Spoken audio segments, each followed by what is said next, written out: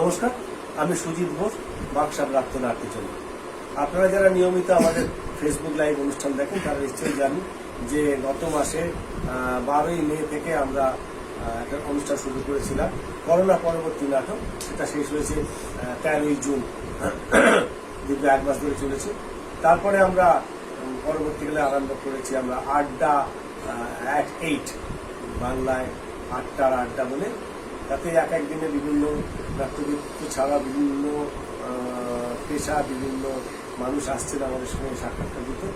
সেইরকম সাক্ষাৎকার ভিত্তিতে আজকে আমাদের মধ্যে আমরা পেয়েছি সঞ্জিতাকে। সঞ্জিতা পথের মানুষ, নমস্কার। বাক্সা প্রাক্তন আর্টিজন্যের পক্ষ থেকে তোমাকে স্বাগত। আজকে আমাদের আলোচনার মূল একটা ছোট জায়গা আছে, সেটা হচ্ছে যে শব্দটা ইদানিংকালে কলকাতার নাট্যজগতে বা বাংলার নাট্যজগতে খুব চালু হয়েছে, সেটা হচ্ছে ফ্রিল্যান্স অ্যাক্টিং। এটা হচ্ছে আমাদের আলোচনার একটা ছোট অংশ থাক, সেটা থেকে কিভাবে আলোচনায় আড্ডায় কোথায় আমরা পৌঁছতে পারি সেটা দেখে নেবো। সঞ্জিতাকে প্রথমে আমি সঞ্জিতার আর একটা অদ্ভুত জিনিস আছে। আমরা যেমন আমি প্রথমেই বললাম যে আমার নাম সুজিত ঘোষ, পরে বললাম ঘোষ। সঞ্জিতা কিন্তু নিজেকে পছন্দ করতে ভালোবাসে, বলতে ভালোবাসে সঞ্জিতা পথের মানুষ। এটার একটু ছোট ব্যাখ্যা সাধারণ মানুষের কাছে যাওয়া যাবে। আসলে আমার যেটা মনে হয় সেটা হচ্ছে যে পদবীর পরিচয়টা সময়ের সঙ্গে সঙ্গে, শুরুতে যখন পদবী ব্যবহার হয়েছিল তার ইতিহাস যদি আমরা ঘেঁটে দেখি, তার একটা প্রয়োজন ছিল। কিন্তু পরবর্তীকালে আমরা দেখেছি আধুনিকতার সঙ্গে সঙ্গে, সমাজ পরিবর্তনের সঙ্গে সঙ্গে এই পদবী একটা খুব বড় মানে বিভাজনের প্রতীক হয়ে গেছে। এটা একটা শ্রেণী বিভাজন, জাতি বিভাজন, কোথাওই মিলনের যে কথা, মানে মিলনের যে বার্তা, সেই বার্তার ইতিহাসটা ধরে রাখতে পারেন, তার পরিচয়টা ধরে রাখতে পারেন। এই পদবীগুলো, প্রত্যেকটা পদবীর একটা করে মানে আছে, এবং সেই মানের সাথে সেই পদবীর অন্তর্গত যারা, তারা সেই কাজের সাথে যুক্ত মানুষজন, এবং সেই কাজের সাথে যারা যুক্ত মানুষজন তাদের সমাজের একটা, তার প্রত্যেকটা মানুষের তো সমাজে একটা প্রয়োজন আছে। কিন্তু আমরা ধীরে ধীরে সময়ের সঙ্গে সঙ্গে আমরা যারা একটু বুদ্ধি নিয়ে কাজকর্ম করি, তারা আমরা ঠিক করলাম যারা কায়িক পরিশ্রম করে তারা আমাদের চেয়ে নিচু। এই যে ধারণা, তা থেকে যে বিভাজন হলো, আমার প্রথমেই মনে হলো যে একজন আধুনিক মানুষ হিসেবে প্রথম কর্তব্য হচ্ছে আমার নামের সঙ্গে আমার পদবীটাকে বাদ দিয়ে দেওয়া, এবং সেটা আমি করলাম। আমার যে পদবী, যেটা আমার মনে হয়েছে যে ভীষণ অপ্রয়োজনীয় একটা আমার নামের সঙ্গে বোঝা, কোনো প্রয়োজনই নেই। তাহলে এবার শুধু সঞ্জিতা নামেই আমি পরিচিত। আমার পদবী উল্লেখ করলে আমি মোটেই খুশি হই না, আবার খুব একটা বেশি রিয়াক্টও করি না। মানে আমার কাছে ওটার কোনো অস্তিত্বই নেই। আপনি বললেও আমার কোনো অসুবিধা নেই, না বললেও আমার কোনো অসুবিধা, না বললে আমি খুশি হই। পথের মানুষ যোগ করার কারণ হচ্ছে যে আমার যে দলটি, আমার দলটির নাম সবার পথ। আমরা মূলত স্ট্রিট থিয়েটার করি, প্রায় 7 বছর হয়ে গেছে। 7 বছর ধরে আমরা নারী নির্যাতনের বিরুদ্ধে সোচ্চার রাস্তায় কাজ করে আসছি। তো আমার মনে হয়েছিল, যেহেতু আমি রাস্তায় কাজ করি, রাস্তায় থিয়েটার করি, তার মানে তো আমার কর্মক্ষেত্র পথ। তাহলে আমি এই আধুনিক সময়ে দাঁড়িয়ে, যেমন আগেকার দিনে হয়েছিল, তেমনি আমি আমার কর্মের দ্বারা পরিচিত হই। আমার পদবীটা আমার কর্মের পরিচয়, তাই আমি করেছি পথের মানুষ। এই ধারণাটা, মানে তোমার তো অভিনয় জীবনটা অনেক দীর্ঘ, অনেক দিন থেকে কাজ করে আসছে। এই অনুভূতির জগৎটা তৈরি হলো মানে কোন একটা সময় থেকে, মানে হঠাৎ করে তার কারণ আছে? না, কখনোই হয় না। আসলে ছোটবেলা থেকে আমি যে পরিবেশে বড় হয়েছি, আমার বাড়িতেই এরকম, মানে বাড়িতে এরকম কোনো আলোচনাই আমি কোনোদিন শুনিনি যে এরকম এক্সিস্ট করে কিছু। ব্রাহ্মণ, শূদ্র, হিন্দু, মুসলমান, খ্রিস্টান, এইরকম যে কিছু এক্সিস্ট করে, এই এক্সিস্টেন্সটা নিয়েই আমাদের আলোচনা হয়। ফলে ওটাই আমার শিক্ষা। কিন্তু ক্রমশ আমি যখন বৃহত্তর জগতে মেলামেশা করেছি, সেইটা করতে গিয়ে আমি দেখেছি যে বাবা, এটা তো একটা, লোকে তো এইটাকে নিয়ে রীতিমতো কথা বলছে, কথা বলতে হয়। সম্প্রীতি নিয়ে আধুনিক সময়ে কথা বলতে হয়। আমি তো ছোটবেলায় আমার বাড়িতে কোনদিন সম্প্রীতির কথা শুনিনি। কারণ আমার বাড়িতে তো সাম্প্রদায়িকতা এক্সিস্টই করে না, তাহলে আমাকে এটা নিয়ে কোনো কথা বলতে হয়নি। তো আমার খুব ছোট বয়সে, আমি যখন ক্লাস 11-এ পড়ি, তখন মানে আমার বাবা শিক্ষক, আর আমার বাবার সব শিক্ষাই আমাদের মধ্যে আমার মনে হয়েছে যে খুব আধুনিক ভারতের, আধুনিক সমাজের, আধুনিক সময়ের শিক্ষা। পুঁথিগত শিক্ষা তো ভীষণ প্রয়োজন, সেটার মধ্যে আমরা সবসময় ছিলাম। আমার বাবা বলতেন যে অন্তত পক্ষে মাস্টার ডিগ্রি করতে হবে, মানে সেটা ন্যূনতম যোগ্যতা। তো সেইটা শিক্ষকের মেয়ে আমরা, সেটা তো ছিলই। আমি একদিন স্বামী বিবেকানন্দের শিকাগো বক্তৃতা নিয়ে পড়াশোনা করছি, খুব উত্তেজিত, আমি ভীষণ উত্তেজিত। ছোট তো তখন, খেতে বসে দুপুরবেলা আমার বাবাকে বাপি বলে ডাকতাম আদর করে। বাপিকে বললাম, জানো বাপি, আমি না আজকে এই কদিন এই বইটা পড়ে একটা জিনিস বুঝতে পারলাম। বাপ, তুমি এটা পড়ে একটা জিনিস বুঝতে পেরেছো? কি বুঝতে পেরেছো? আমি বললাম, দেখো, আমার মনে হলো যে প্রত্যেকটা মানুষকে মুসলিম ধর্ম গ্রহণ করতে হয়, খ্রিস্টান ধর্ম গ্রহণ করতে হয়, কিন্তু হিন্দু হচ্ছে আদি সনাতন ধর্ম, যার জন্য কোনো মানুষকে হিন্দু ধর্ম গ্রহণ করতে হয় না। তার মানে হচ্ছে প্রত্যেকটা মানুষ হিন্দু হয়েই জন্মায়, পরে তারা মুসলমান, খ্রিস্টান এরকম ধর্ম গ্রহণ করতে পারে। হ্যাঁ, ধর্ম গ্রহণ করে। হিন্দু হচ্ছে সনাতন ধর্ম, একটা মানুষ হিন্দু হয়ে জন্মায়। আমার বাবা আমার কাছে তো কি বলবো, একটা হিরো। সব ছেলে মেয়েদের কাছে তাই হয়, বিশেষ করে মেয়েদের কাছে তাই হয়। আমার বাবা সত্যি একজন হিরোর মতো ছিল। মানে তার তাকানো, তার হাত, এই বাঁ হাত দিয়ে আমি কথা বলি তো আমার বাবার মতো, আমার বাবা এরকম করে কথা বলতো। তো তার কথা বলা, তার স্টাইল, তার হাসি, মানে সবকিছু না এমন ছিল যেটা সে তার ব্যক্তিগত জীবনেও এমন ভাবে আমাদের সাথে ব্যবহার করতো যে মাথায় গেঁথে যেত একদম। সে তার খাওয়াটা খেতে খেতে এরকম ভাবে তাকিয়ে বললো, আচ্ছা, একটা মানুষের শুধুমাত্র মানুষ হয়ে জন্মাতে কি অসুবিধা? আমি তো কিরকম বোকা বলে গেলাম, মানে এত ভেবেছি আমি, মানে সে পুরো ফুৎকারে উড়িয়ে দিল আর কি, হেসে উড়িয়ে দিল। এত পড়াশোনা করে এত সিদ্ধান্ত বয়সে একটা কি নাকি করে ফেলেছি আমি ভেবেছি, সেখানে আমার বাপি হেসে 1 সেকেন্ডে উড়িয়ে দিল।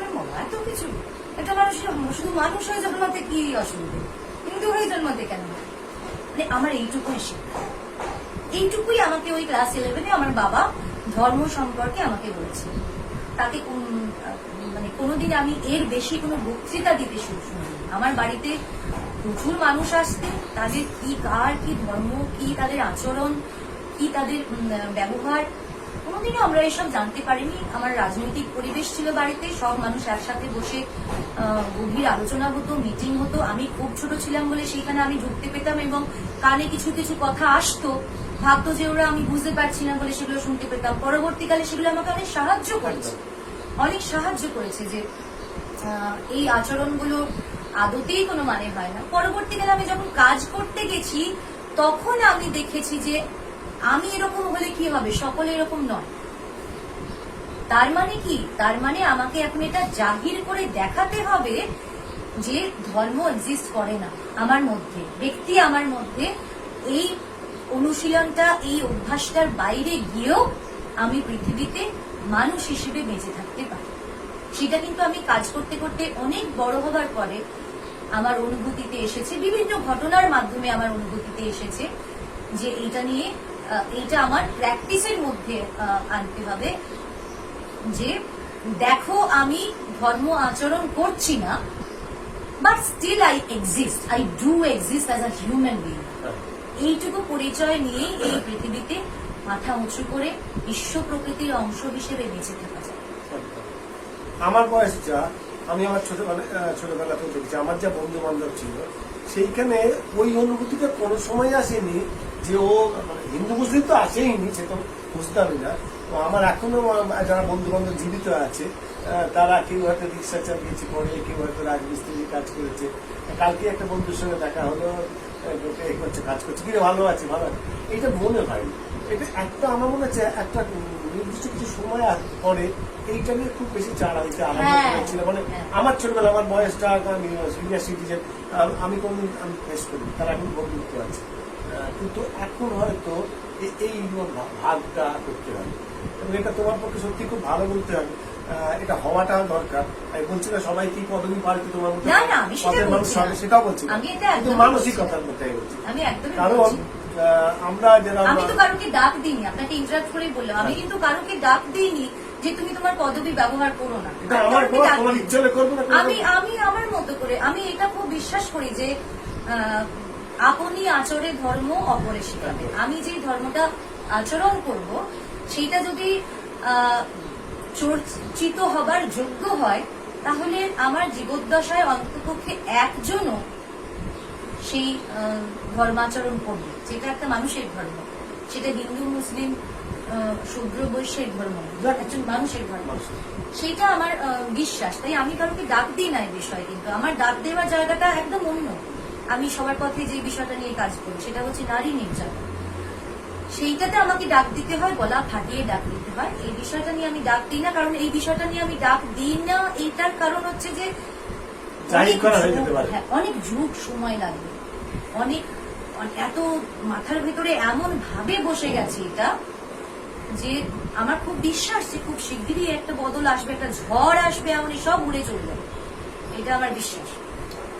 কিন্তু কবে আসবে জানি না।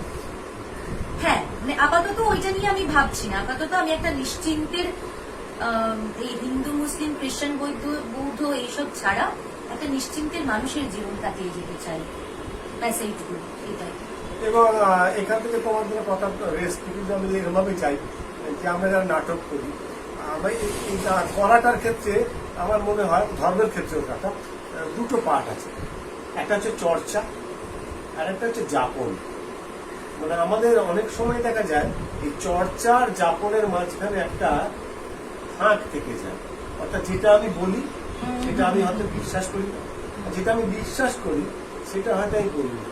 এর একটা কারণ নিশ্চয়ই তুমি দেখতে পাবে, তুমি অনেক জায়গায় করছো, সেটা হচ্ছে আমরা যে শুধুমাত্র খুব মোটা অর্থে হিন্দু মুসলমান কথাটাকে দুটো ভাগতেই নিই, বাংলা নাটকে মুসলিমদের পার্টিসিপেশন কিন্তু অনেক কম।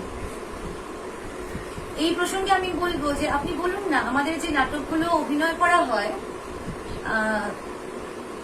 আমার মনের কথা আপনি বলে দিয়েছেন। আপনি দেখুন যে সাহিত্যগুলোই তৈরি হয়, যে সাহিত্যগুলো আছে, আমি শুধু নাটকের কথা বলবো না, আমি নাটকের মানুষ, আমি নিশ্চয়ই নাটকের কথা বলবো। যে সাহিত্য তৈরি হয়, সেই সাহিত্যে মুসলিম চরিত্র কজন আছে? কেন সব কটা চরিত্রের নাম হিন্দু? কেন একটি নাটকে রাম শ্যামের সঙ্গে রহিমের নামটা অনায়াসে উচ্চারিত হয়ে যায় না? কেন একটি সাম্প্রদায়িক সম্প্রীতির নাটক লিখতে গেলেই তবেই একটি মুসলিম চরিত্রকে ইন্ট্রোডিউস করতে হয়? কেন আমরা কথায় কথায়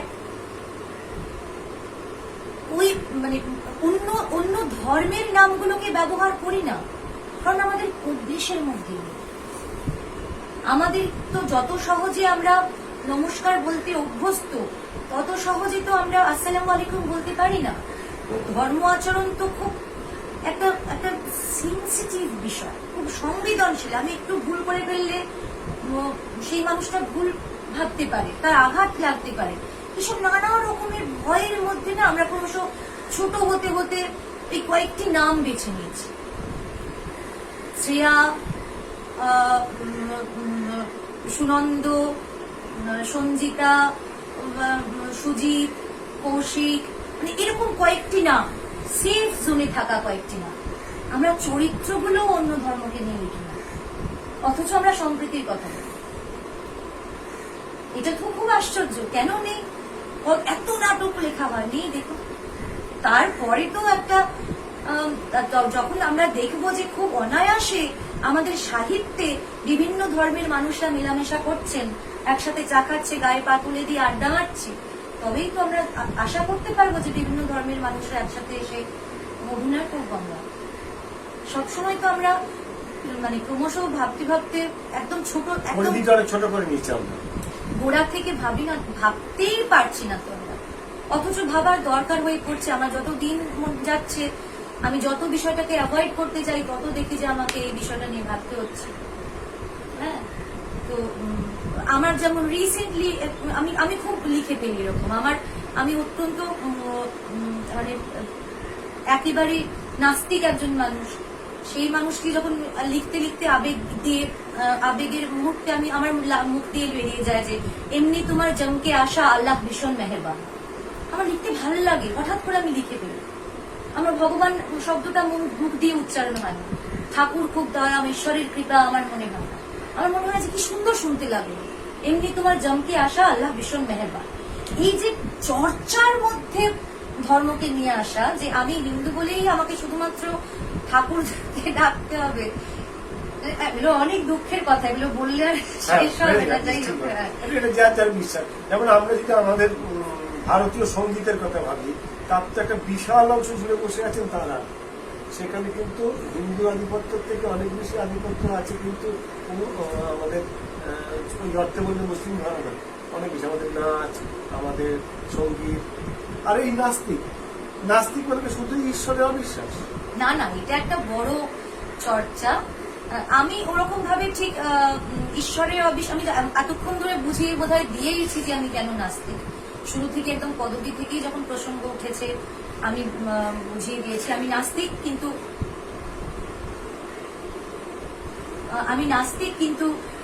আমি চরিত্র হিসেবে কৃষ্ণের খুব ভক্ত।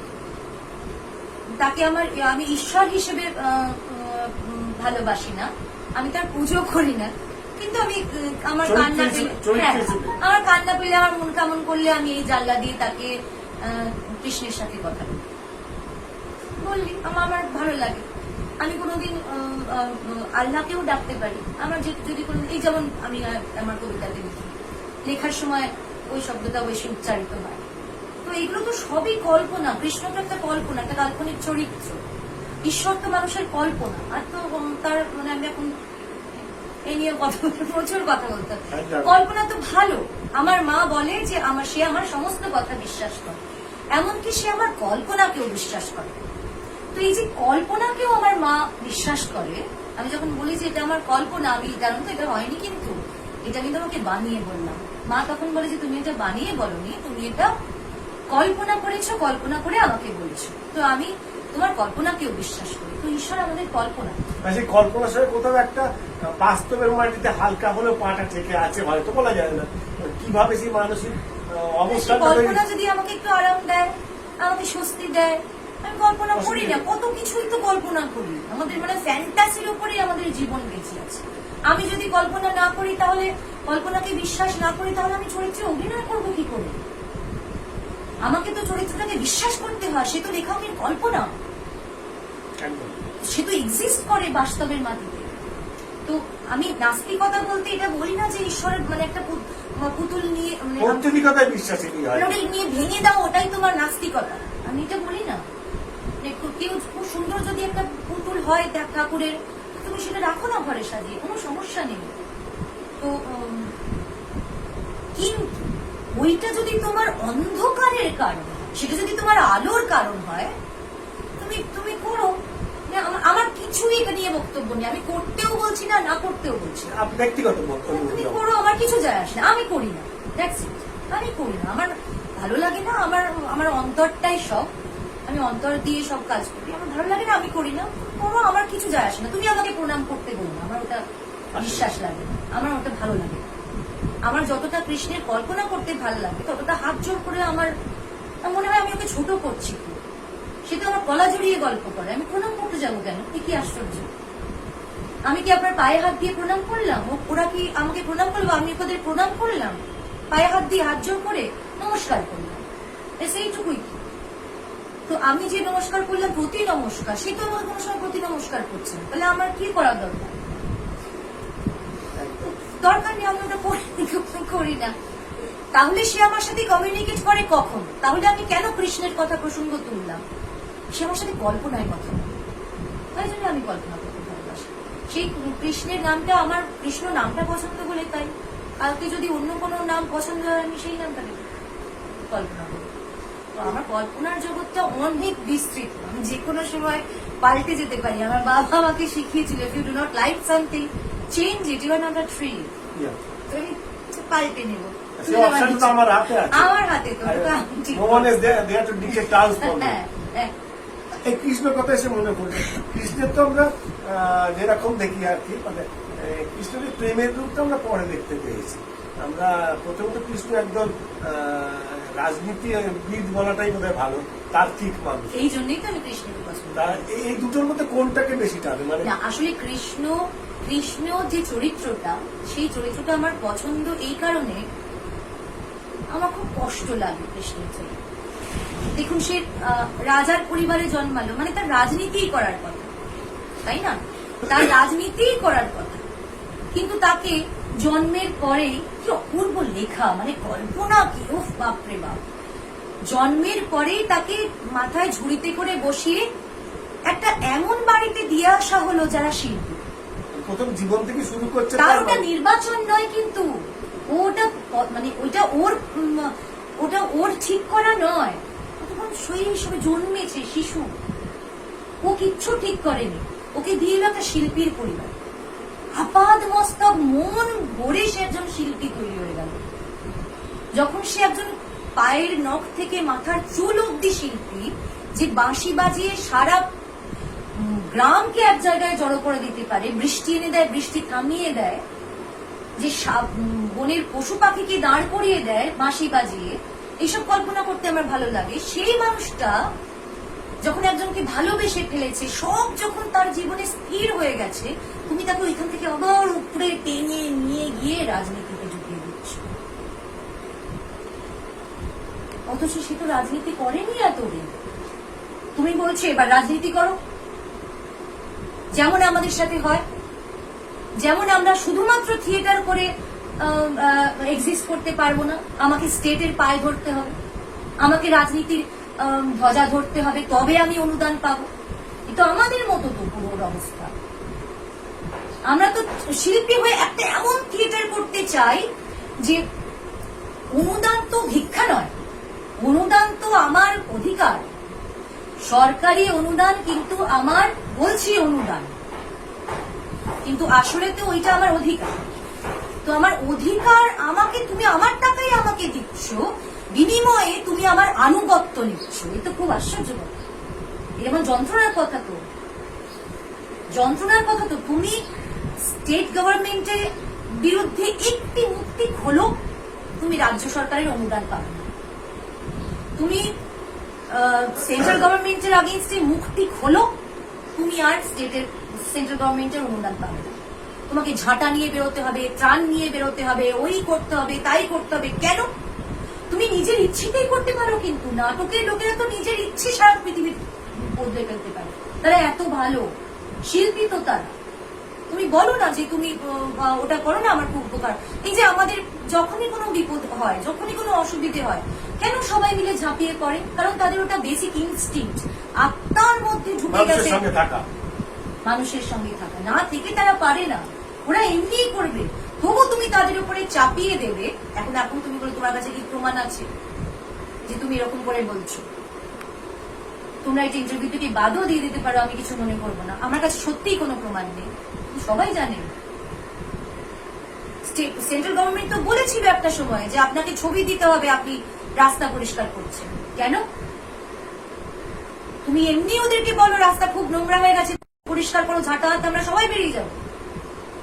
কিন্তু তুমি বলো যে তোমাকে ওইটা করলে অনুদানের যোগ্য হবে তুমি। কেন? আমার শিল্পের যোগ্যতায় তো আমার ওটা পাবার কথা, কিন্তু ওইটা তো টুকুতে হবে। তার মানে কি কৃষ্ণের মতো আমাদের অবস্থা। এবার তুমি রাজনীতির, আমি চাই আর সরাসরি রাজনীতির অঙ্গ আমরা প্রত্যেকে, টুথপেস্ট মাঝি সকাল থেকে, তখন থেকেই আমরা রাজনীতির, ওর যে দামটা ঠিক হচ্ছে সেইটা তো রাজনৈতিক সিদ্ধান্ত একটা, কিন্তু বিল পাস হয়। আমি রাজনীতি অরাজনৈতিক বলে তো লাভ নেই।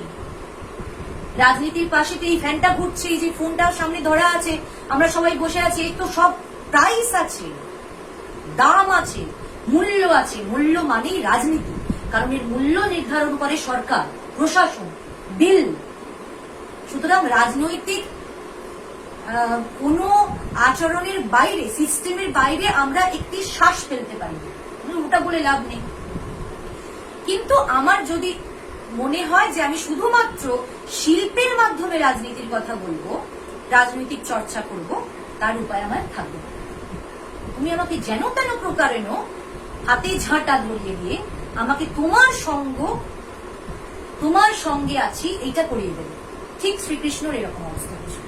যখন সে আপাদ মস্তক শিল্পী একজন, তখন তাকে ওইখান থেকে উপড়ে তুলে নিয়ে গিয়ে বলছে তুমি রাজনীতি করো। হাজার হাজার মানুষকে মেরে ফেলার সিদ্ধান্ত নিতে হচ্ছে তার। তো এটা তো একটা অসহায় মানুষ। তো সমস্ত যুদ্ধটা যখন হলো, যুদ্ধ শেষের পরে কিন্তু একমাত্র কৃষ্ণকেই দায়ী করা হলো। সবাই কৃষ্ণকে দায়ী করছে। লীলাবসান বলে যে একটা যাত্রা আছে, অনেকদিন নায়িকা বলে, খুব ভালো নাটক, অনেক সময় বলে কি চাকরি পাওয়া যাবে না। তাতে ওই কথা আসছে, কৃষ্ণ তুমি যদি না থাকতে তাহলে কিন্তু এত বড় যুদ্ধ হতো না, এত শত সহস্র মানুষের যে মৃত্যু, সকল আঙুল তুলবে কৃষ্ণকেই। কিন্তু একদমই বুদ্ধদেব বসুর কাব্য নাটকে আছে শ্রীকৃষ্ণকে নিয়ে খুব সুন্দর। সেই কর্ণকে বলছে যে তোমরা সবাই যুদ্ধ ছেড়ে চলে যেতে পারো, আমি তো পারি। আমারও তো ইচ্ছে করে তোমাদের এই সব কিছু ছেড়ে দিয়ে একা গিয়ে দূরে ওই যমুনার ধারে বাঁশি বাজাই, আমি তো পারি না। আমার তো সেই উপায় নেই। তো আমারও তো এরকম ইচ্ছে করে যে আমি সব কথা ভুলে গিয়ে মন দিয়ে থিয়েটার করি, আমি তো পারি না। আমাকে অনেক রকমের আনুষঙ্গিক কাজকর্ম করতে হয়, যেগুলো হয়তো আমার করতে ইচ্ছেই করে না, তো আমাকে করতে হবে। কেন? নাহলে আমি সার্ভাইভ করতে পারবো না।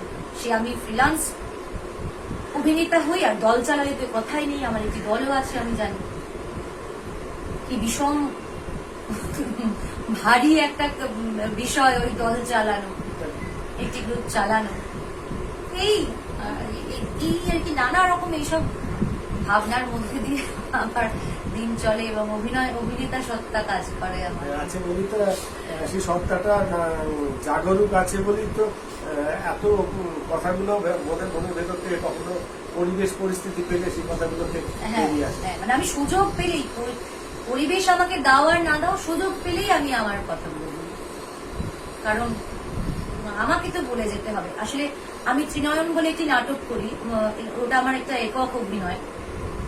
ওই নাটকে আমার নাটকটির নাম ত্রিনয়ন, কিন্তু কোথাও ত্রিনয়নের কথা বলা নেই। একদম শেষে নাটক যখন শেষ হয়ে যায় তখন আমি গিয়ে বলি যে আমার এভাবেই আমার তৃতীয় নয়ন খুলে যায়। আর আমি ছটফট করি, আমি রাস্তায় ধুলো মাখি, মঞ্চে অভিনয় করি, চিৎকার করি। এই তৃতীয় নয়ন খুলে যাওয়ার যেমন একটা শান্তি আছে, তেমন একটা কষ্টও আছে। কারণ সে তো কখনো ঘুমোয় না।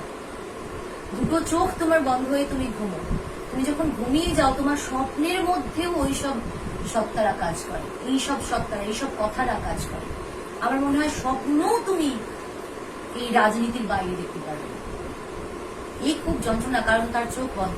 সেই তৃতীয় নয়নের কোনো চোখের পাতা নেই, যার ফলে সেই চোখটা কোনো সময় বন্ধই হয় না। এই খুব যন্ত্রণা, খুব কষ্টে। আবার জাগরণে একটা আনন্দও আছে, ভোর দেখার আনন্দ আছে। ঘুমিয়ে পড়লে কখন ভোর হয়ে যায় তুমি দেখতে পাবে না, কিন্তু তুমি যদি জেগে থাকো তাহলে তুমি যদি ঘুমিয়ে তোমার যদি রাত জাগা অভ্যেস হয় তাহলে তোমার ভোরের দিকে ঘুম এসে যায়। কিন্তু তুমি যদি জেগে থাকতে পারো, একটা চোখ যদি তোমার জেগে থাকে সবসময়, তাহলে তুমি ভোর দেখতে পারো। এটা একটা আলাদা আনন্দ আছে, তাই আফসোস নেই। অনেক কিছু দেখার যেমন একটা কষ্ট আছে, মানে আমরা যেমন অনেক কিছু চাইলে চোখটা বন্ধ করে আমি দেখবো না বলে চোখটা বন্ধ করতে পারি, তার আবার একটা না পাওয়ার বেদনাও আছে। নিশ্চয়ই।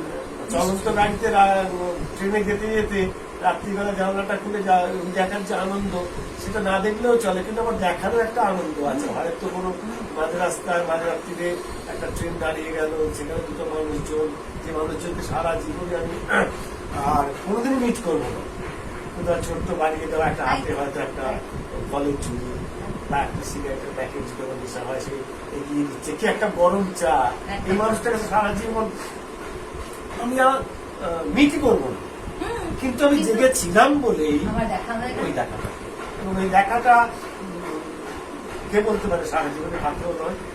নিশ্চয়ই দেখাগুলো তো থাকে। আমি একটা বায়োগ্রাফি লিখছি আর কি, সেটা লিখতে লিখতে একটা জায়গাতে পড়ছিলাম, আমার এত ভালো লেগেছে এই কথাটা যে গল্প সত্য মানুষ বিশ্বাস করে, কিন্তু কথা যেটা তুমি যদি কথা বলো সেই কথাটা জীবন ভোর থেকে যায়।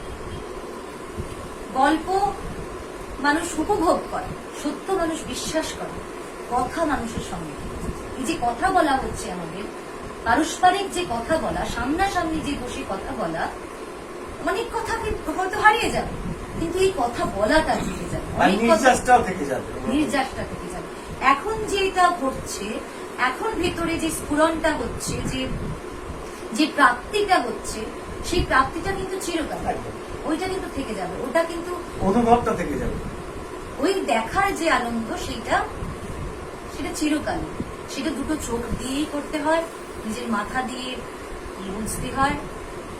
অভিনয় করতে গেলে আমার মনে হয় যে এগুলো ভীষণভাবে থাকা দরকার। ডেটা ব্যাংকে ওগুলো স্টোর করতে হবে, নাহলে আমি সেই সময় তো, কারণ ওটা তো আমার কল্পনা দিয়ে তৈরি করতে হবে। হ্যাঁ, আর এই কল্পনাটাকে আমার মনে হয় না পৃথিবীতে এরকম কোনো ডিরেক্টর আছে যেটা কোনো অভিনেতাকে বা শিল্পীকে এটা বোঝাতে পারবে যে তুমি এইভাবে দেখো, যে এই দেখাটা এইভাবে দেখো কিভাবে। সেটা অমল পালেকের একটা সাক্ষাৎকার দিচ্ছে, ছোট্ট একটা সাক্ষাৎকার। তারপরে তিনি বলছেন যে অভিনেতাকে দেবো কেন, বলছে তুমি যে গায়ে একটা বার দিয়ে পুজো হাততালি দেবে, সেটাতে লিখে দিয়েছেন একজন লেখক, তুমি কি করবে তাতে? তুমি তো বলো এইখানে গিয়ে দাঁড়িয়ে ওখানটা করবে, এটা তোমার ডিরেক্টর বলে দিয়েছে, তুমি কি করবে তাহলে? তুমি কোনটা করলে?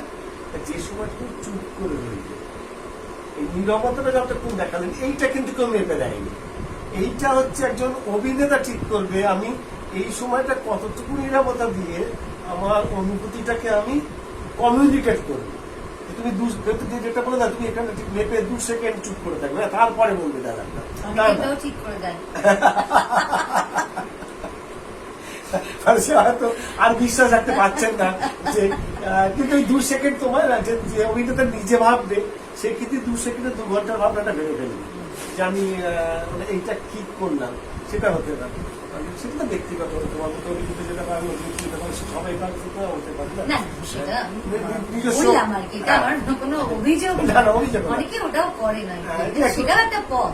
পথ একটা। রবীন্দ্রসঙ্গীতের যেমন স্বরলিপির বাইরে গিয়ে না গাওয়াই ভালো, ওটা তো একটা পথ। ভালোই তো লাগে যখন গাই। আমার একটা অভিযোগ প্রসঙ্গে, এটা আমাকে তখন একটা অভিযোগ ছিল, আমি একটি নাটকে কাজ করছিলাম, আমরা যদিও আলোচনাটা শুরু করেছিলাম ফ্রিল্যান্স, তো এই কথাগুলো সবটাই কাজে লাগবে পরে ফ্রিল্যান্স অভিনেতাদের বক্তব্য যখন আমি কিছু বলবো। যখন একটা নাটকে কাজ করছিলাম, যে নাটকের পরিচালক আর কি এরকম যে তুমি কোথায় শ্বাস ফেলবে সেটা আমাকে ঠিক করে দিচ্ছেন তিনি, যে এটা এরকম করে হাতটা রাখতে হবে, ওখানে হাতটা এরকম করতে হবে, এখানে চুপ করবে, এখানে কথা বলবে, মানে সব বেঁধে বেঁধে বেঁধে বেঁধে আমার তো দম বন্ধ হয়ে যাচ্ছে। আমি তো নিজেকে ইতিমধ্যে একজন বড় কেউকেটা অভিনেতা ভাবতে শুরু করে দিয়েছি, এখন আমার ভালো লাগবে কেন ওরকম করে বলে দিলে? আমি খুব বিরক্ত হচ্ছি, আমি ভাবছি আমাকে অভিনয় করতে দেওয়া, অপমান করা হচ্ছে আমার, এইসব ভাবছি। এরা আমাকে করতে দিন, তারপর তো আপনি দেখবেন যে আমি পারি না, আপনি শুরুতেই ভেবে নিচ্ছেন যে আমি পারি না, মাথার মধ্যে আমি রাত্রে ঘুমোতে পারছি না, এত অপমান। তো তখন আমার সাথে স্যারের মানে অরুণ মুখোপাধ্যায়ের একদিন দেখা হলো বলতে নাটকের অভিনয়ের পরে, সেই নাটকটি মঞ্চায়ন হয়ে গেছে, প্রথম কি দ্বিতীয় শো এর পরে আমার সাথে স্যারের দেখা হলো। কথাবার্তা, ভীষণ ভালো মানুষ, তো সবাইকে খুব স্নেহ করেন, আর আমরা ছোটরা তো ভীষণই আশ্রয় পাই ওনার কাছে। উনি আমাকে তখন খুব গজগজ গজগজ গজগজ করছি আর কি, আরো ভালো করতে পারতাম আমি, তুমি জানো না আমাকে অভিনয় করতে, মানে খুব ছোট আমি তখন, এখন আর এরকম করে আমি নিশ্চয়ই করবো না। এগুলো সবই শিখেছি আমি কাজ করতে করতে। তখন আমার চুপ করে শুনলেন, মানে অনেকক্ষণ শুনলেন, শুনে বললেন যে দেখ, রবীন্দ্রনাথের গানেও তো স্বরলিপি লেখা করে দেওয়া থাকে। ঠিক আমি যেটা বললাম, এটা আমার কথা না, স্যারের কথা। তো অবিকল তুই ওই স্বরলিপি মেনে গিয়ে যাস, গানটা ভালো হয় না? তবুও তো এক গান তুই গাস, এক গান আমি গাই, এক গান ওই এখানে যিনি দাঁড়িয়ে আছেন তিনি গাইবেন, তবু প্রত্যেকের গান নতুন নতুন করে বাজবে, কোনো পথ ভুল না। তোর গান এক রকমের শোনাবে, ওনার গান আরেক রকমের শোনাবে, আমার গান আরেক রকমের শোনাবে, কিন্তু স্বরলিপি সেই এক। তো অভিনেতা হিসেবে তোকে তো ওই স্বরলিপি মেনেও গাইতে হবে, তখন ওটাও তোর শিক্ষা। আজকে বাড়িতে গিয়ে ভাব যে এই স্বরলিপির মধ্যে তুই কি এমন, এতটুকু বাইরে না গিয়ে তুই কি এমন করতে পারিস আলাদা হয়ে যাবে, যে তোর মনে হবে যে এই অভিনয়টা তুই যেমন সবসময় ভাবিস যে এটা আমি এমন করে করব যেন মনে হবে যে এই অভিনয়টা আমি না করলেই হতো না। তো তুই আজকে এমন করে ভাববি রাত্রি যে পরের শোতে তুই যখন অভিনয় করবি তোর মনে হবে যে সত্যি ওর চরিত্রটা আমি অভিনয় না করলে খুব খারাপ হতো, আমি অভিনয় না করলে ভুল হয়ে যেত। আমি না সেদিন যেন আমার মনে হয়েছিল যে আমি অহল্যা আর আমার আমার আমার মানে সেই মুক্তির স্পর্শ, একটা যে ভেতরে একটা যে যন্ত্রণা চাপা রাগ, একজন অভিনেতার বাধা ভেতরে, আমরা যখনই কোনো একটা ভাবনাতে ভেঙে যাই না, আটকে যাই যখনই, তখনই সেটা একটা অভিশাপ, সেটা একটা কার্স। তোমাকে একদম মুক্ত ভাবনাটা একদম পুরো খোলা মাঠের মতো, যা কিছু আসবে তোমাকে সেইটাই গ্রহণ করতে হবে। এমনকি যদি বিদ্যুৎ বজ্রাঘাত হয় তাও তোমাকে গ্রহণ করতে হবে। তার যে আনন্দ, তার যে মুক্তির আনন্দ, বদ্ধতায় সেই মুক্তির আনন্দ, সেদিন আমার মুক্তি, ওই ভাবনাটা থেকে মুক্তি হয়ে গেছিল। আমি রাত্রিবেলা এসে ভাবলাম যে এই যে আমি শুরু থেকে এরকম ভাবছিলাম, এই জন্য আমার এত কষ্ট, এই জন্য আমি আমার পারফরমেন্সে এখনো ভালো হচ্ছিল না, তোমারটা ভালো হচ্ছে, আমি খুশি নই। তো অভিনেতা হিসেবে সবার আগে আমাকে খুশি হতে হবে, তবে তো আমি দর্শককে বোঝাতে পারবো যে আমি কি বলছি, আমার কথাটা শোনো। আমি যদি বলি আমার কথা শোনো, আমার কথা শোনো, আমার কথা শোনো, আমার কথা শোনো, কোনো কথা নেই। কেন শুনবে সে আমার কথা? আমার কথা শুনো বলতে হবে না, আমি শুধু আমার কথাটা বলবো। এখন যেমন আমি কথা বলছি, তোমরা সবাই শুনছো, কারণ তোমরা শুনতেই এসেছো। এটা যখন বৃহৎ অনেকজন হয়ে যাবে সামনে, তখন তো তারা সকলে সেই স্নেহ নিয়ে আসবে না আমার সামনে। তোমরা প্রত্যেকে আমার জন্য একটা আলাদা স্নেহ নিয়ে এসেছো, একটা ভালোবাসা নিয়ে এসেছো, একটা সম্মান, পারস্পরিক সম্মান কাজ করছে এখানে। তোমার কথা আমি শুনছি, আমার কথা তোমরা শুনছো। কিন্তু যখন বৃহত্তর মানুষ হয়ে যাবে, যখন তাদের সাথে আমরা ব্যক্তিগত ছোঁয়া নেই, তখনও তোমার কথা তিনি শুনবে, একই আগ্রহ নিয়ে শুনবে। তাহলে তোমাকে তো সেই জায়গাটাতে পৌঁছতে হবে যে তুমি মানে এই যে পারস্পরিক আদান প্রদান, সেখানে তো পৌঁছতে হবে, তবেই না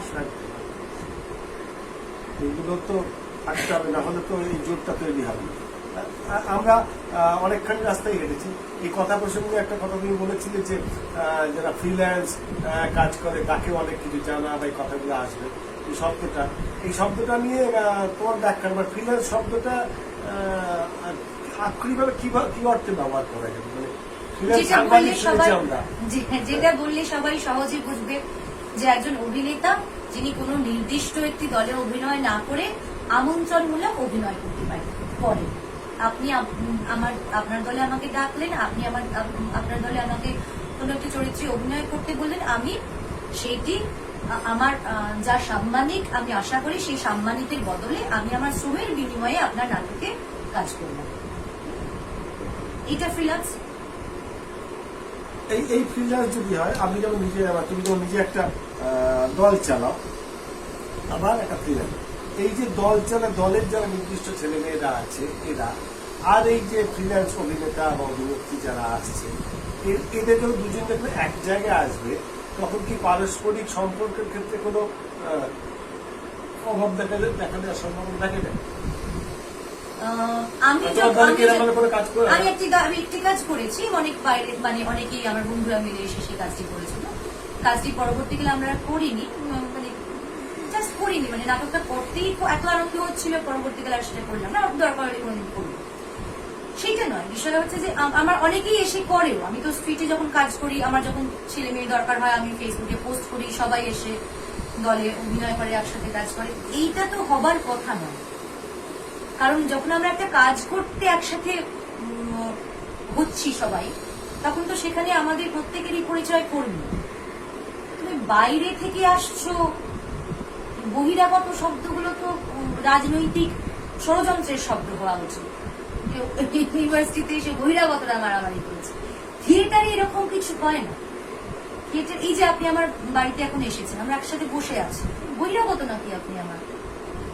এই মুহূর্তে এই পরিবেশটার মধ্যে আমাদের প্রত্যেকের সবার কন্ট্রিবিউশন আছে, প্রত্যেকের অবদানে এই সময়টা তৈরি হচ্ছে। এখানে কেউ বহিরাগত নেই। এই যে মোমেন্টটা তৈরি হচ্ছে, যে সময়টা তৈরি হচ্ছে, এইটাই তো নাটকের রিহার্সালের সময় তৈরি হয় বা মঞ্চে তৈরি হয়। সুতরাং এই অনুভূতি কাজ করার একটা কথা। তবে হ্যাঁ, যেটা হয় সেটা হচ্ছে যে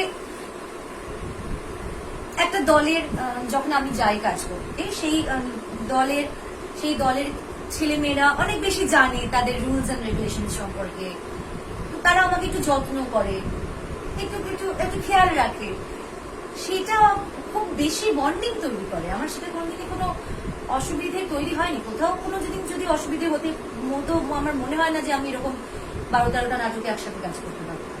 যে অকৃত্রিম ভালোবাসা, যে অপার স্নেহ আমি প্রত্যেকটা দলের কাছ থেকে পেয়েছি, যে আমি সবাইকে ডেকে ডেকে বলি যে তোমরা ফ্রিল্যান্স করো, তো অনেক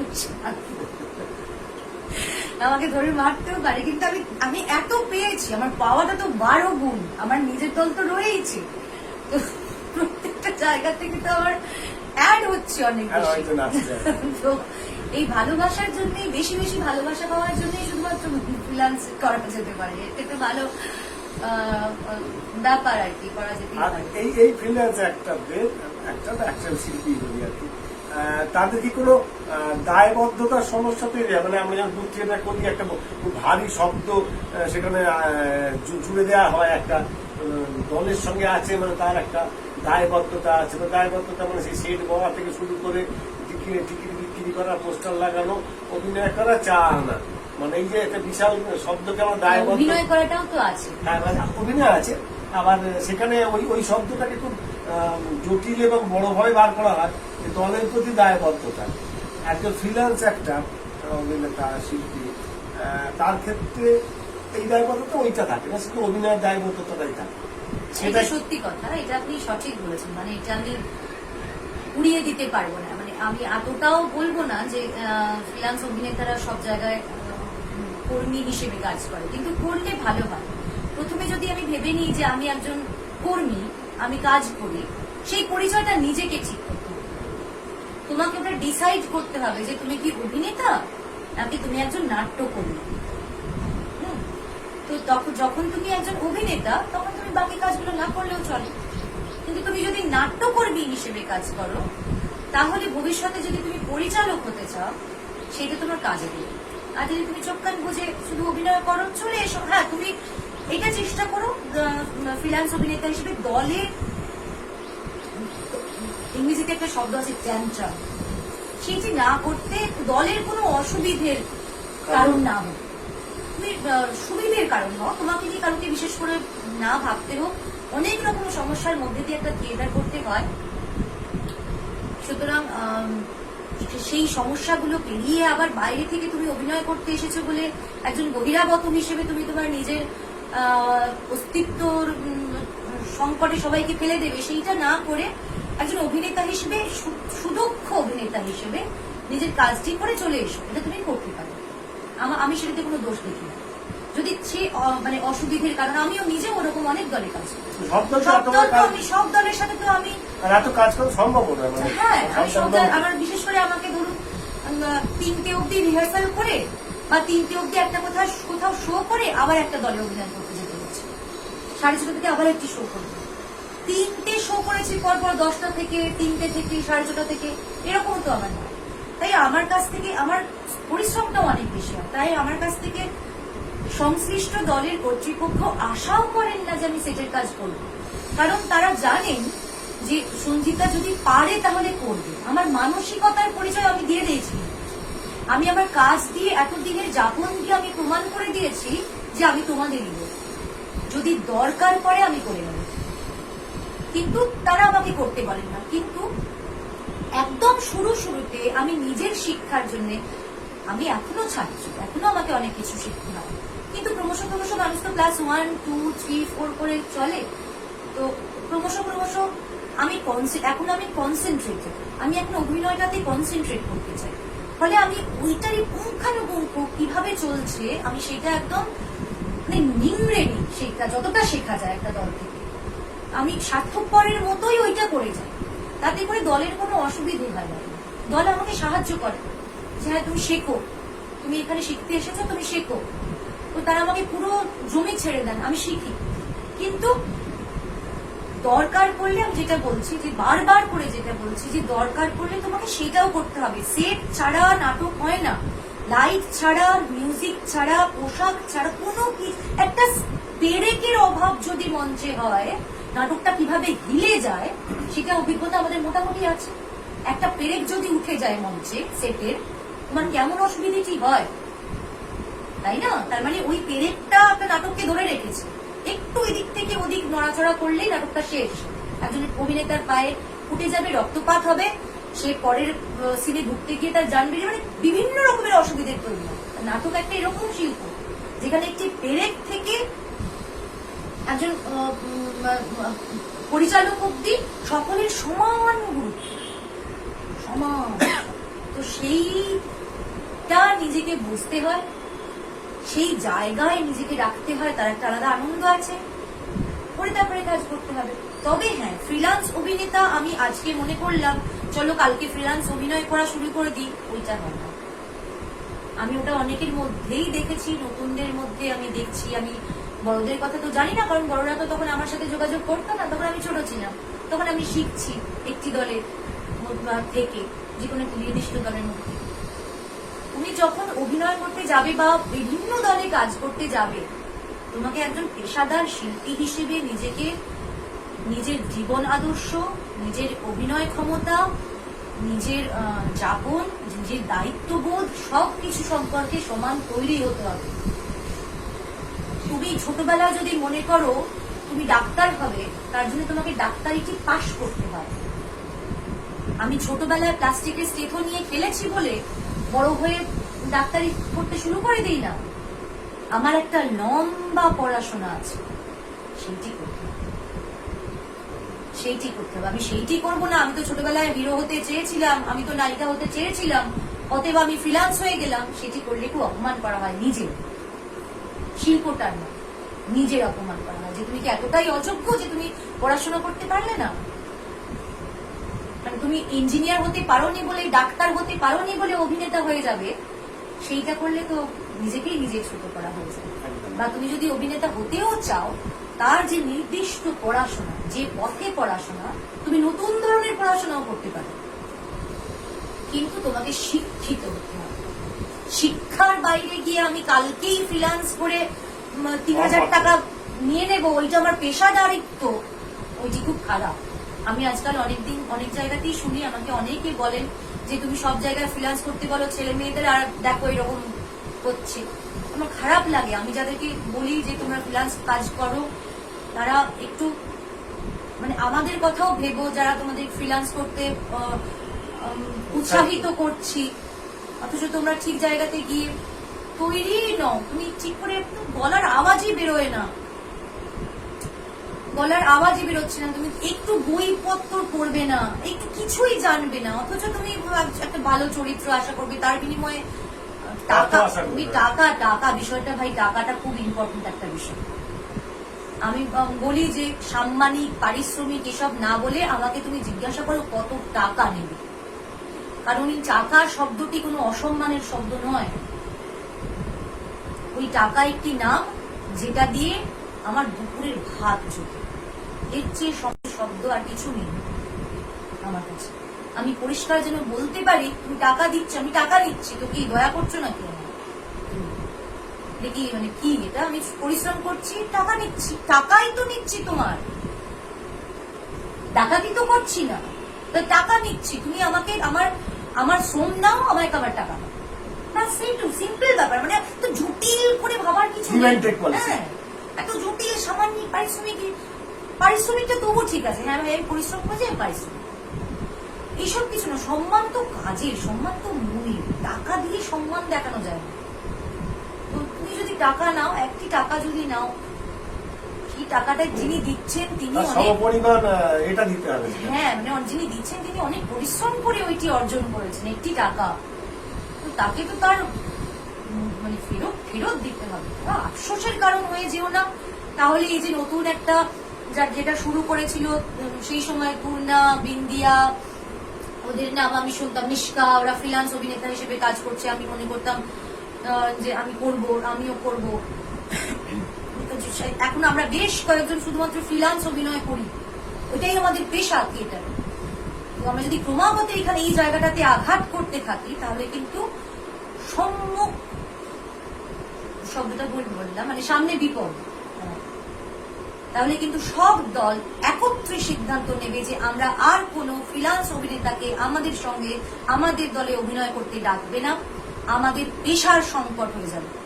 সুতরাং আমার বিনীত অনুরোধ, যারা নতুন কাজ করতে চাইছো এবং ফ্রিল্যান্স অভিনয় করতে চাইছো, নিজেদেরকে প্রস্তুত করো, দরকারে বড়দের সাথে কথা বলো, আমাদের সাথে যোগাযোগ করো, কথা বলো, শেখো, শিখে নিজেকে দেখো যে তুমি কি তৈরি হয়েছো, তুমি কি পাশ করেছো নিজের বিশ্ববিদ্যালয়ে। যদি পাশ করে থাকো তখন তুমি সঠিক পদ্ধতিতে, যেমন চাকরির অ্যাপ্লিকেশন করে লোকে, ঠিক সেইভাবে দলে গিয়ে দলের সাথে যোগাযোগ করে বলো যে আমি তৈরি, আমাকে আপনি একজন ফ্রিল্যান্স অভিনেতা হিসেবে নির্বাচন করতে পারেন। তার আগে না। এটা আমার বলার উদ্দেশ্য, বলার কথা। আমরা এই পেশাদার শব্দটা দুটো শব্দই পেলাম, পেশাদার এবং ফ্রিল্যান্স। পেশাদার শব্দের সঙ্গে কোথাও জড়িয়ে থাকে এক ধরনের, আমার মনে হয় একটা মানসিকতা, যাতে পয়সা পেতেও পারি, নাও পেতে পারি। আমাকে পেশাদার, আমি শিল্পী, তোমাদের খাতিরে করতে পারছিলাম না কথা। পেশাদার শিল্পী সেখানটার সঙ্গে এক ধরনের মানসিকতা জড়িয়ে থাকে। ফ্রিল্যান্সের সঙ্গে কি শুধুই মানসিকতা জড়িয়ে থাকে না অর্থটা প্রথম শব্দ? অর্থটা নিশ্চয়ই প্রাথমিক শব্দ। পেশাদারের ক্ষেত্রে নাও হতে পারে। হ্যাঁ, পেশাদারিত্ব একটা অন্য জিনিস। পেশাদারিত্ব তো একটা আদর্শ, ওটা তো একটা ভাবনা। আর ফ্রিল্যান্স অভিনেতা তো একটা জব। পেশাদারিত্ব তো যে কোনো জবের প্রাথমিক শর্ত। আর ফ্রিল্যান্স অভিনেতা হচ্ছে, এটা একটা জব, এটা একটা চাকরি। এটা চাকরি নয়, এটা একটা কাজ, পেশা। প্রত্যেকটা পেশার একটি করে পেশাদারিত্ব থাকে। সেই পেশাদারিত্বটা অবশ্যই শুধুমাত্র টাকা নেওয়ার মধ্যে নয়। পেশাদারিত্ব অনেক ছোট ছোট ছোট ছোট জিনিস নিয়ে একটা মালার মতো তৈরি হয় পেশাদারিত্ব। তবে বলা যায় আমি পেশাদারিত্ব অর্জন করেছি, আমি একজন পেশাদার অভিনেতা। এটা একটা ব্যাপার। কিন্তু হ্যাঁ, ফ্রিল্যান্স অভিনেতা হিসেবে যদি তুমি কাজ করতে, শেখার কাজটা ফ্রিল্যান্স অভিনেতা হিসেবে হয় না, কারণ বিভিন্ন জায়গায় শিখলে বিভিন্ন রকম ভাবে কাজ হয়, তুমি কনফিউজ হয়ে যাবে। স্কুলিং সব আলাদা। হ্যাঁ, একটা জায়গায় গিয়ে কিছুদিন শিখতে হবে, একটা ভাবে, স্থির ভাবে। তবে তোমার আস্তে আস্তে আস্তে আস্তে চোখ খুলবে যে ঠিক ভুল, এটা নয়, এই করতে করতে করতে করতে তুমি একটা জায়গাতে গিয়ে পৌঁছবে যখন তুমি বিভিন্ন নির্দেশ পরিচালকের সাথে কাজ করতে পারবে। কিন্তু তার জন্যেও, শেখার জন্য ফ্রিল্যান্সিংটাকে আমি সঠিক পথ বলে মনে করি না। এটা কোনোদিনই করি না। আমি সবসময় বলি যে গুরু খুব গুরুত্বপূর্ণ মানুষ আমাদের জীবনে। গুরুর চেয়ে বড় আর কিছু নেই। গুরুই আমাদের পারেন সঠিক পথ দেখাতে, আমার ঠিক ভুল। গুরু অধিকার রাখেন আমাকে থাপ্পড় মারা। ফ্রিল্যান্সিং করলে পরিচালক কিন্তু সেটি করবেন। পরিচালক তোমার সাথে একটি ডিপ্লোমেটিক ব্যবহার করবেন, তোমাকে শেখাবেন, অনেকেই শেখাবে। প্রচুর পরিচালকের সাথে আমি কাজ করেছি যারা হাতে ধরে, আঙুল ধরে ধরে ধরে ধরে আমাকে একটু একটু করে বড় করেছেন, যেমন প্রকাশ ভট্টাচার্য। আমি মনসা মঙ্গলে যখন মনসা করি আর আবৃত্ততে যখন রাজলক্ষ্মী করি, 3টে নাটকে তিনি আমাকে একটু একটু করে বড় করেছেন। আমার নাটকের শিক্ষক আমার দাদা, নিজের দাদা মনসীশ বন্দ্যোপাধ্যায়। সবার তো এরকম সুযোগ থাকে না যে নিজের দাদাই নিজের শিক্ষক, সে প্রতিদিন আমাকে শেখাচ্ছে, এরকম তো সবার থাকে না। সেই জন্য আমি বলি যে যাদের সেটা নেই কিন্তু অভিনয় করতে চাইছো, তারা একটু চোখ কান খোলা রেখে একজন সঠিক মানুষের কাছে যাও, গিয়ে একটু শেখো, দেখো তোমার মন ভালো লাগবে, তুমি আত্মবিশ্বাস বাড়বে। শুধু অভিনয় করা নয়, শুধু একটা দলে অনেকদিন পড়ে থাকলাম এরকমও কিন্তু খুব সতর্ক থাকবে। এর মধ্যে কোনো দোষ নেই। তুমি একটি দলে 15 বছর পড়ে রইলে কিছুই শিখতে পারলে না, কোনো লাভ নেই। সেটা চোখ কান, বুদ্ধিমান হওয়ার মধ্যে কোনো দোষ নেই। তুমি সতর্ক থাকার মধ্যে, বুদ্ধিমান বিচক্ষণ হওয়ার মধ্যে, নিজের কথা ভাবার মধ্যে কোনো অপরাধ নেই। কারণ এটা তোমার জীবন, তোমার ঠিক, তোমার ভুল তোমাকে বুঝতে হবে। সুতরাং চোখ কান খুলে রেখে দেখো যে তুমি কোন দলে শিখতে পারছ, কোন দলের পরিবেশ তোমাকে উন্নততর মানুষ করছে, কোন দলে তোমার প্রতিদিনের আহার পাওয়া যাচ্ছে, তোমার মনের যে খিদে অভিনেতা হিসেবে, শিল্পী হিসেবে, নাট্যকর্মী হিসেবে নিজেকে তৈরি করার যে খিদে, সেই খিদের জন্য যে খাবারের প্রয়োজন যথাযথ সেটা সরবরাহ করতে পারছে কোন দল, সেই দলে টিকে পড়ে থেকে শেখো। যদি মনে হয় যে না এখানে হচ্ছে না, তাহলে সেই দলের যিনি আছেন তার সাথে কথা বলো যে আমি যেটা চাইছি আমি এখানে পাচ্ছি না। কথা বললে দেখবে একটা উপায় বেরোবে। সেখানে পরিচালক তোমার শত্রু নয়, তিনি তোমাকে বলবেন যে ঠিক আছে, আচ্ছা আমি এইভাবে করে দিচ্ছি। কারণ পরিচালক একজন ছাত্র, তিনিও কিন্তু শিখতে চান বলেই তিনি পরিচালক, তিনি শিক্ষক নন। তো শুধুমাত্র শিক্ষক নন, অবশ্যই শিক্ষক। তো তিনিও দেখবেন নতুন নতুন পথ চেষ্টা করবেন দলের মানে কার্যকর করতে, যাতে তুমি শিখতে পারো। এইটা করো না যে একটা দল ছেড়ে দিলাম দিয়ে আবার নিজের দল খুলে নিলাম, একটা দল ছেড়ে দিলাম দিয়ে একটা দলে 5 দিন করলাম, আর একটা দল ছেড়ে দিলাম না। সঙ্গীতা কিন্তু বলেছিল যে চোখ কান খুলে রেখে দেখো তুমি শিখতে পারছো কি না, শিখতে পারেনি, কালকে আমি এই দলে জয়েন করে গেলাম, ওখান থেকে শিখতে পারছি না সঙ্গীতা দিয়ে আবার একটা অন্য দলে। এরকম করো না। প্রথম কাজ তোমার কথা বলা, দলের শিক্ষকের সাথে কথা বলো, দেখবে যে তুমি যেটা শিখতে চাইছো, তুমি যেটা করতে চাইছো, সেটা আস্তে আস্তে তুমি পাবে, নিশ্চয়ই পাবে। তার জন্য নিজেকে ছোটবেলায় মানে বাড়িতে বড়রা বলতো যে জল এগোবে না তেষ্টা এগোবে, তুমি তেষ্টা, জল তোমার দিকে এগোবে না, তোমাকেই জলের দিকে এগোতে হবে। সেই সন্ধানটা রেখো, কোথায় কোথায় গেলে তুমি জল পাবে। আর সেই খোঁজের মধ্যে, সেই চোখ কান খোলা রাখার মধ্যে কোনো অপরাধ নেই। ধন্যবাদ। হ্যাঁ, আমাদের চেষ্টাটা খুব প্রবল ছিল, এ সম্বন্ধে অস্বীকার করার কোনো জায়গা নেই। আমরা এসেছি এখানে আড়িয়াদহে, বাক্সা, জমাই বাক্সা থেকে দূর তো হয়তো 30 কিলোমিটার দূর। হ্যাঁ, সত্যি সত্যি আমাদের তৃষ্ণা প্রবল ছিল, তাই জন্য এতটা এসে সঞ্জিতার কাছে আমরা আমাদের তৃষ্ণার জলকে খুঁজে পেয়েছি। অসংখ্য ধন্যবাদ সঞ্জিতা, এতক্ষণ মানে আমাদের সঙ্গে অকপট ভাবে কথা বলার জন্য। অনেক মনের কথা আজকের এই পরন্ত বিকেলে আবছা মেঘ ঝেয়ে আসছে আকাশে, হয়তো বৃষ্টি নামবে কিছুক্ষণ, কিন্তু আমরা নিশ্চিতভাবে বলতে পারি যে আমাদের মনের আকাশের মেঘ কেটে গিয়ে সুন্দর বৃষ্টি আসছে। একটা ঝড়ঝড়ের দিন আগামী সকালটা আসবে আমাদের কাছে। আমাদের বাক্সা প্রাপ্ত নাট্যজনের তরফ থেকে সঞ্জিতাকে অসংখ্য ধন্যবাদ আমাদের সঙ্গে থাকার জন্য। আপনাদের সকলকে অনেক ভালোবাসা, ধন্যবাদ। আমিও অনেকদিন পরে মন খুলে কথা বললাম, যদিও বিভিন্ন লাইভ অনুষ্ঠান হচ্ছে, কিন্তু এই যে বললাম যে মানুষের রক্ত মাংসের মানুষের সাথে চোখের দিকে তাকিয়ে কথা বলার যে আনন্দ, তা ওই ল্যাপটপের কিবোর্ডে আর মোবাইল স্ক্রিনে নেই। এটা আমার একটি নাটকের সংলাপ, পড়শি বসত করে নাটকের সংলাপ। সে সবাই মিলে এলে এসে আমার কথা এতক্ষণ বক বক করে গেলাম, সবাই মিলে শুনলে আমার কথাটা, সবাইকে আমার অনেক ভালোবাসা আর কি। আর আপনারা যারা দেখলেন তাদের অনুরোধ করবো, দেখুন, আগামী দিনের সঙ্গে আমাদের সঙ্গে থাকুন, ভালো থাকুন, সুস্থ থাকুন, সুন্দর থাকুন। নমস্কার। দেখো তো আমার কথা শোনা যাচ্ছে কিনা, দাদা একটু কথা বলুন। ভালো ভালো। হ্যাঁ, এখানে আমরা যেখানে এসেছি সঞ্জিতার বাড়িতে।